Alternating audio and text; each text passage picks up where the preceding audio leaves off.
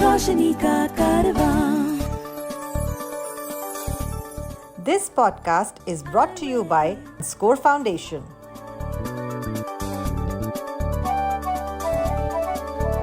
ये है रोशनी, रोशनी, रोशनी का कारवां. रोशनी.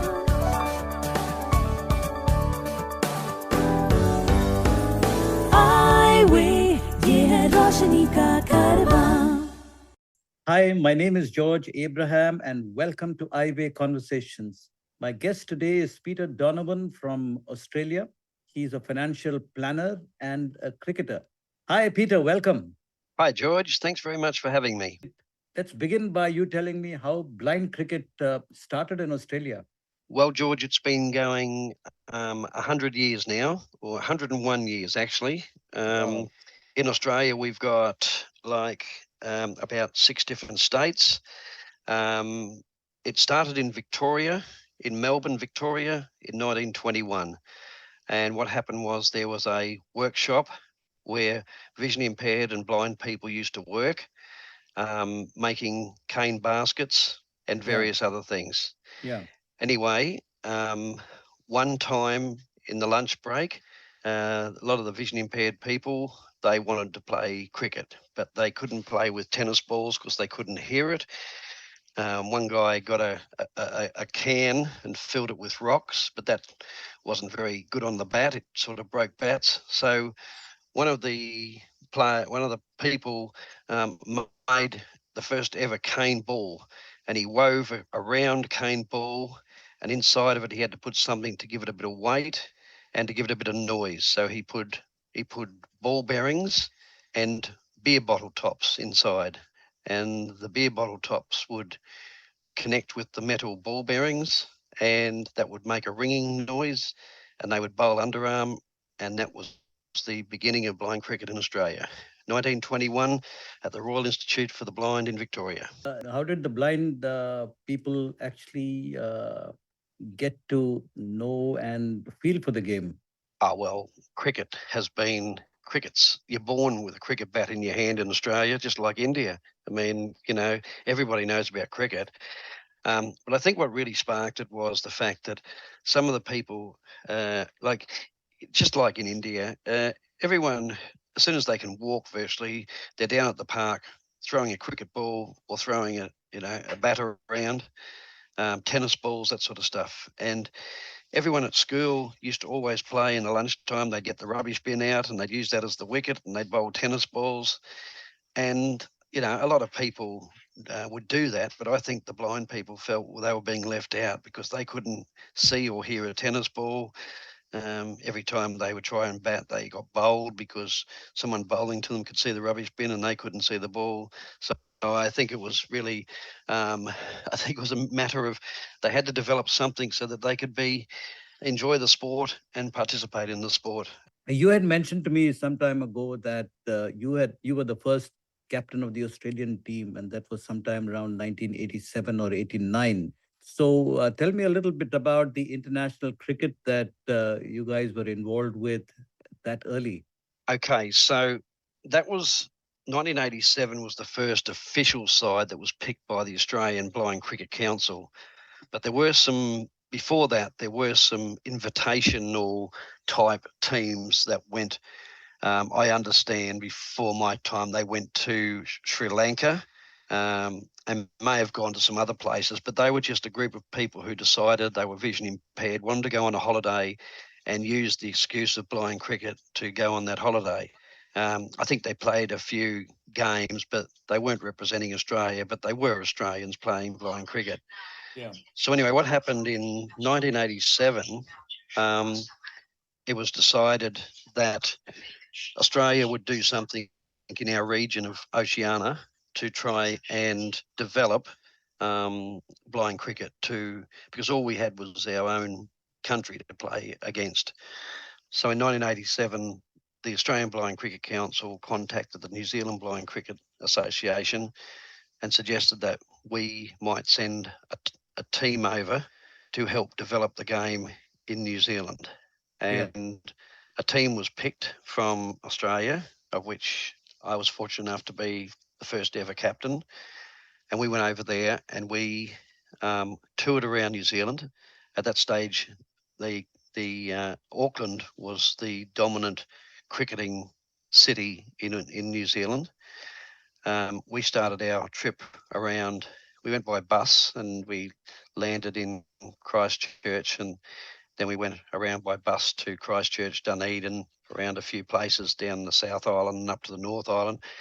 But every day we would have a coaching clinic with the locals, and we would give them the benefit of our experience in terms of bowling, batting, fielding.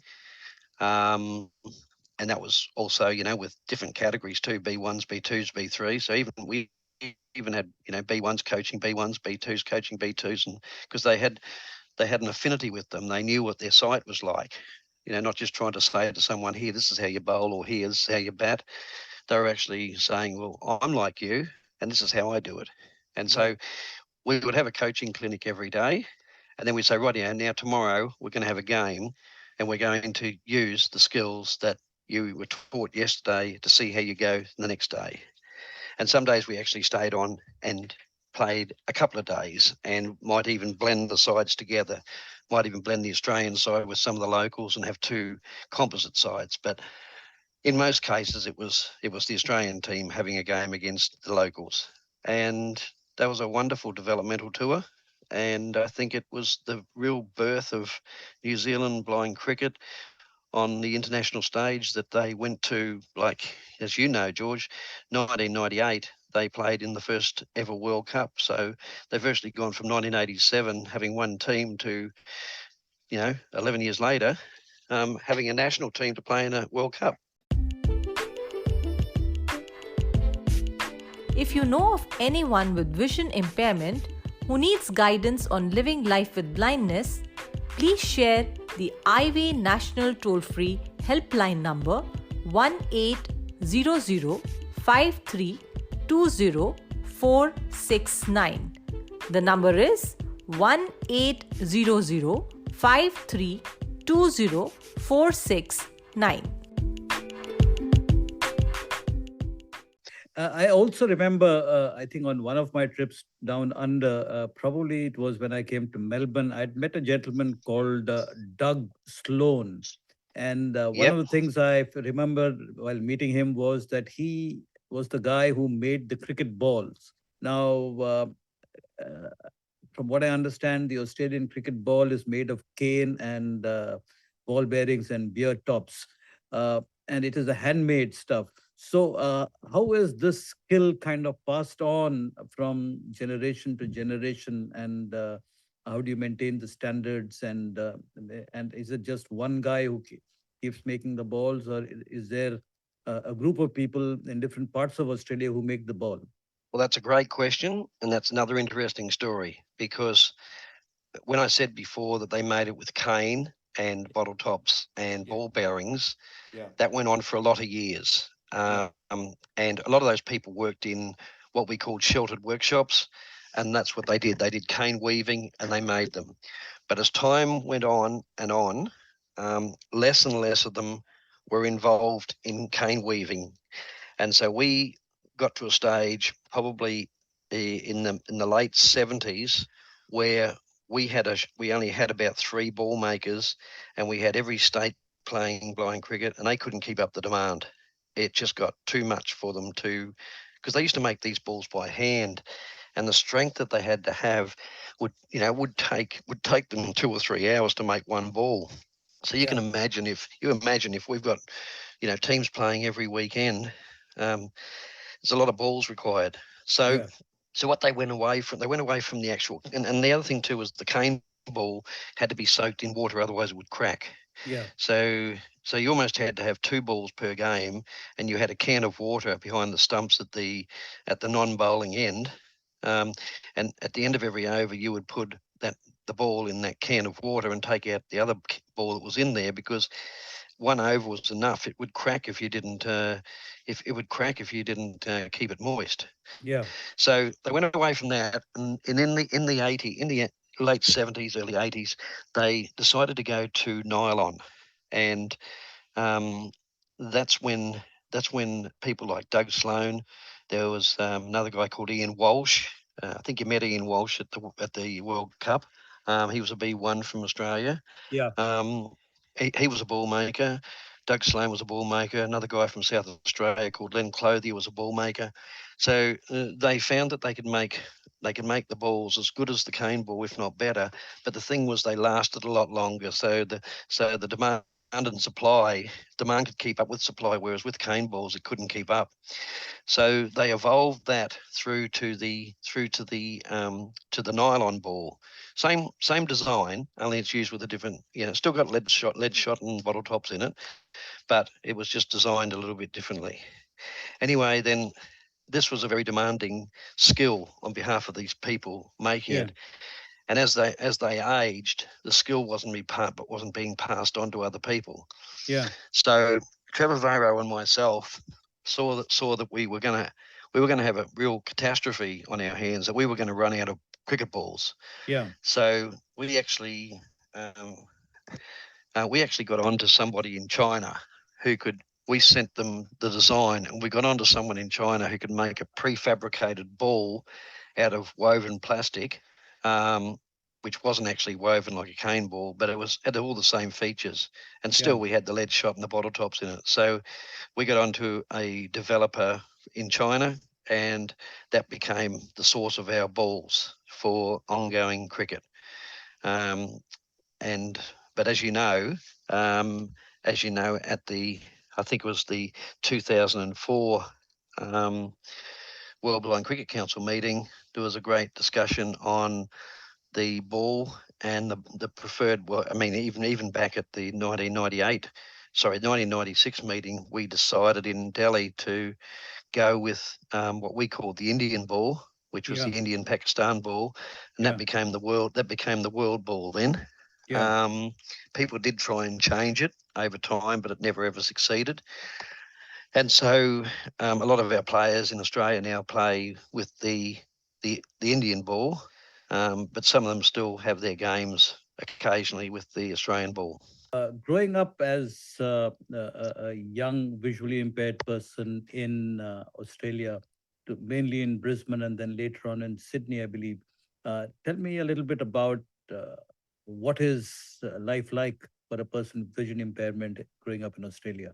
Well, I often get asked that question because, see, I was born with a vision impairment, so I didn't develop one later ages like a lot of people do. So I've actually I was born an albino, just like my dear friend in India who I played in the World Cup in 2002 against, Sushil. He was an albino, and we shared many a story, Sushil and I, about albinism.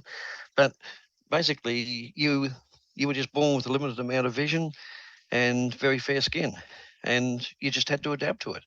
And my saying's always been, the only thing I can't do is see. Everything else is possible. Yeah. So I suppose schooling was a bit hard because I went to a school where it was traditional, and you had blackboards, no whiteboards back then. You had blackboards and you had chalk, and it wouldn't matter where you were sitting, you had to be right on top of it to read it. I couldn't read the blackboard, and I was sort of struggling very much so at school. And then there was a school for the blind in Sydney called St Edmunds, who produced quite a few people who went to there, produced quite a few good blind cricketers. Actually, we did. So I was sent down there to go to school down there, and look, I competed with athletics and swimming and everything else that everyone else did. I mean, it was just, I just thought I just didn't see as well as everyone else, but I didn't let it inhibit me in any way, shape or form. And there's good support for people with vision impairment in this country, schooling and education wise, but it was. I'm talking about growing up in the 60s and 70s. I mean, it's much better now because it's all evolved. But yeah, it was a bit tough at times, but nothing to complain about. There's a lot of people worse off than I am. What was it like for you? How did the family and your community kind of respond to you? And Were they supportive, or you had some kind of discrimination? Oh no, I would say supportive. I'm one of 5 children. I've got an elder brother, an elder sister. They don't have any vision impairments. Then I came along and I was an albino. I have a sister 5 years younger than me. She was also an albino, and then another sister 5 years younger than her, and she's got no sight impairment. So I think the funniest thing was, as I said, when I mean, I can't remember this because I was only a baby, but the story goes around that um, my mother was in hospital having me, and everyone was looking at my mother had very dark brown hair.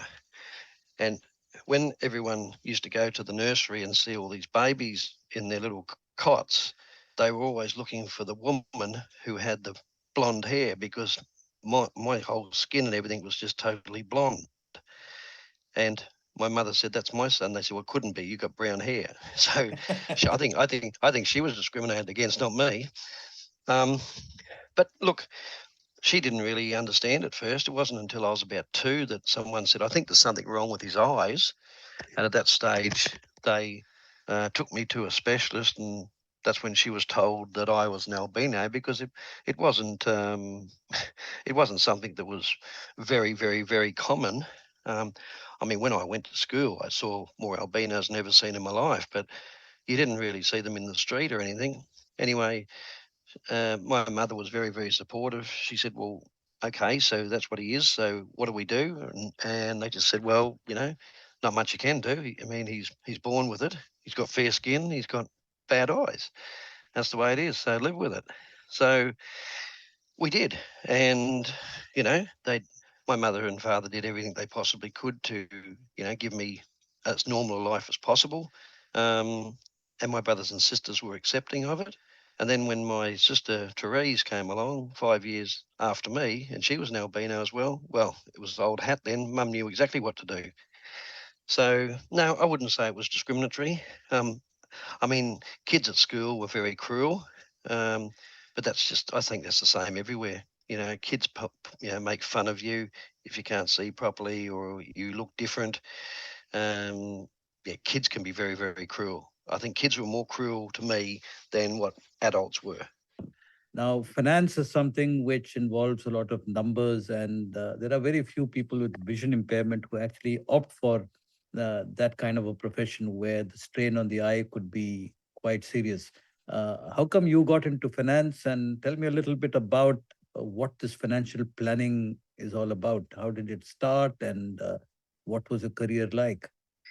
Yeah, well, look, I have to say my father used to work for a major institution in Australia for 26 years.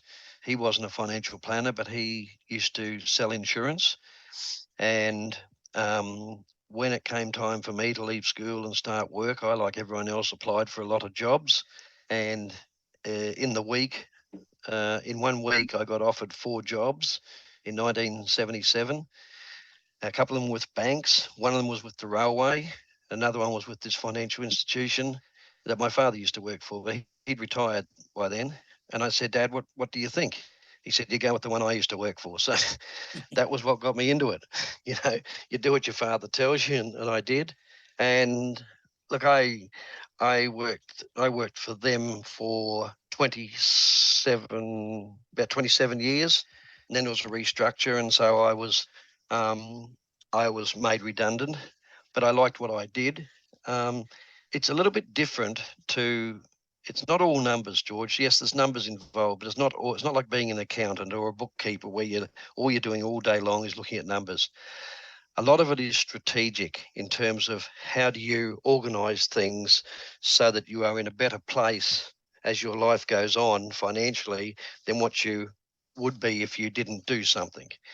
So yeah, I couldn't do numbers all day. That would just wreck my eyes. But I do a lot of strategic stuff, and the area that I love being involved in the financial planning area is looking after people with aged care needs. So as people age, they need to possibly go into facilities that look after them in their latter years.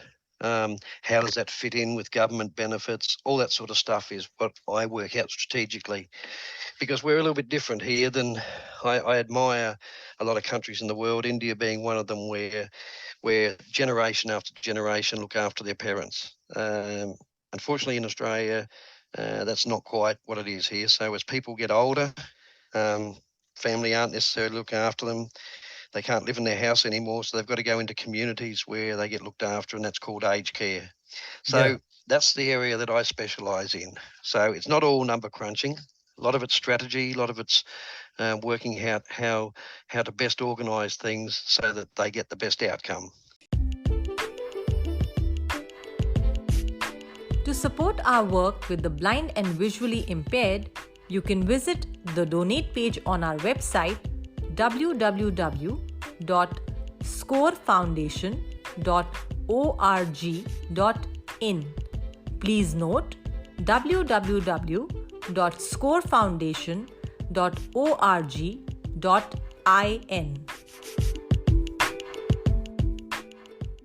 Obviously, the times when you and I were growing up, we never really knew about technology coming into our lives. When did technology come into your life, and in what form did it come in, and how did that change your professional world? Yeah, well, my first encounter with technology wasn't a nice one, I'd have to tell you, because this institution I worked for, I was in a department that looked after insuring houses and cars and things.